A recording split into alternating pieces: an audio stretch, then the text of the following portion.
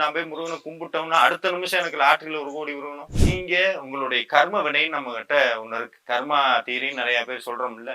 இந்த கர்ம வினை என்னன்னா போன ஜென்மத்துல செஞ்சது. அந்த போன ஜென்மத்தினுடைய தொடர்பா இந்த ஜென்மத்துல நம்ம செஞ்சது அப்பா அம்மாவோடது. இது 3 கர்ம பிராப்த, சஞ்சித, ஆகாமிய கர்மான்னு ஒவ்வொருத்தனுக்கும் இருக்கு. இந்த கர்ம வினைங்கிறது சாதாரணமானது இல்லைங்க. அதை கழிக்கிறது நீங்க நினைக்கிற மாதிரி எல்லாம் நான் போய் முருகனை கும்பிட்டோம்னா அடுத்த நிமிஷம் எனக்கு லாட்டரியில 1 கோடி விழுகணும், அடுத்த நிமிஷம் எனக்கு இது ஆகணுங்கிறதெல்லாம் அப்படி கிடையாது. ஏன்னா இதெல்லாம் நான் முருகன் பண்ணல, நீங்களா உருவாக்கிக்கிட்டு.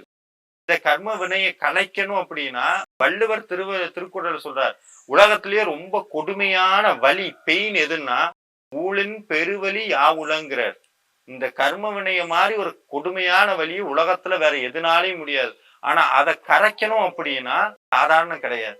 அதுக்கு வழிபாடு பண்ணிக்கிட்டே இருக்கணும். முருகனை கும்பிட கும்பிட கும்பிட அந்த கர்ம வினை குறையும்.